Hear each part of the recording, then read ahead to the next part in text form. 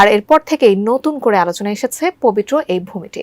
ইসলামের ইতিহাস ও ভবিষ্যৎ জুড়ে এমনকি কিয়ামতের গুরুত্বপূর্ণ কিছু আলামতও ঘটবে এই সিরিয়াতে। এমনকি ঈসা আলাইহি ওয়াসাল্লামের আগমনও ঘটবে এই ভূমিতেই। তবে কতটা প্রস্তুত সিরিয়া, বিস্তারিত জানাচ্ছেন আরিফ হাসান। ফিলিস্তিন, লেবানন এবং জর্ডানকে পবিত্র শামের ভূমি বলা হয়। রাসূলুল্লাহ সাল্লাল্লাহু আলাইহি ওয়াসাল্লাম শামের ভূখণ্ডকে মুসলিমদের দ্বিতীয় হিজরত ভূমি হিসেবে উল্লেখ করেছেন। রাসূলুল্লাহ সাল্লাল্লাহু আলাইহি ওয়াসাল্লাম বলেছেন, শাম হবে ইসলামের শেষ দুর্গ। শাম ভূমি হবে কিয়ামতের পূর্বকালীন গুরুত্বপূর্ণ ঘটনার কেন্দ্রস্থল। এখানে ইমাম মাহদীর নেতৃত্বে মুসলিমরা ঐক্যবদ্ধ হবেন এবং দামেস্কের উমাইয়াত মসজিদের সাদা মিনারের পাশে ঈসা আলাইহিস সালাম পৃথিবীতে ফিরে আসবেন। বিভিন্ন হাদিসের বর্ণনা থেকে জানা যায়, ঈসা আলাইহিস সালাম আসার আগেই পৃথিবীতে ইমাম মাহদী এবং দাজ্জালের আগমন ঘটবে। মুসলিমদের একটা বড় অংশ দাজ্জালের বিরুদ্ধে যুদ্ধ করতে থাকবে। দাজ্জালের বিরুদ্ধে যুদ্ধ করতে করতে অনেকটা কোণঠাসা হয়ে যাবে। ইমাম মাহদী ও তার সৈন্যরা দামেস্কের ভেতরে অবস্থান করবেন এবং দামেস্কের বাইরে দাজ্জাল ও তার সেনারা ঘিরে রাখবে।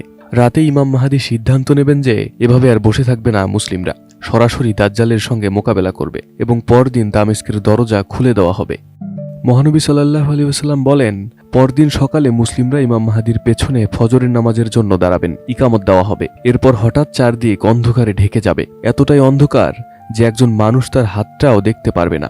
সে সময় দামেস্কের সাদা মিনারের পাশে দুজন ফেরেশতার কাঁধে ভর করে পৃথিবীতে ফিরে আসবেন ঈসা আলাইহিস সালাম।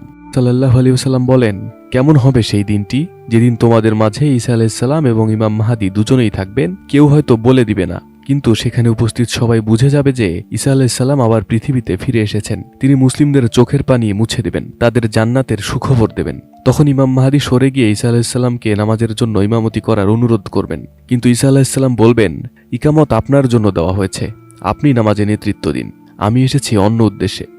এই বলে ঈসা আলাইহিস সালাম ইমাম মাহদীর পেছনে ফজরের নামাজ আদায় করবেন। অর্থাৎ আল্লাহর একজন নবী হযরত মুহাম্মদ সাল্লাল্লাহু আলাইহি ওয়াসাল্লামের উম্মতের পেছনে নামাজ আদায় করবেন। আর এতে মহানবী সাল্লাল্লাহু আলাইহি ওয়াসাল্লামের উম্মতদের সম্মানিত করা হয়েছে। নামাজ শেষে ঈসা আলাইহিস সালাম বলবেন, দামেস্কের দরজা খুলে দিতে। দাজ্জাল যখন ঈসা আলাইহিস সালামকে দেখবে তখন সে গলে যেতে থাকবে, যেমন পানির মধ্যে লবণ গলে যায়। ঈসা আলাইহিস সালাম দাজ্জালকে ধাওয়া করবেন এবং বাদে লুত নামক জায়গায় সবার সামনে তাকে হত্যা করবেন। ঈসা আলাইহিস সালাম দাজ্জালের অনুসারীদের তখন বলবেন, এই যদি তোমাদের খোদা হয় তাহলে আমি তাকে কিভাবে হত্যা করলাম। এরপর ঈসা আলাইহিস সালাম পৃথিবীতে 40 বছর অবস্থান করবেন। এই সময় তিনি শান্তি ও ন্যায়ের শাসন প্রতিষ্ঠা করবেন এবং মানুষকে আল্লাহর দিকে আহ্বান করবেন। ঈসা আলাইহিস সালাম পৃথিবীতে থাকাকালীন সমস্ত মিথ্যা ধর্মের অবসান ঘটবে এবং সত্য ধর্ম প্রতিষ্ঠিত হবে। তার শাসনামলে পৃথিবীর শান্তি, স্থিতিশীলতা এবং সমৃদ্ধির স্থান হবে বলে উল্লেখ রয়েছে।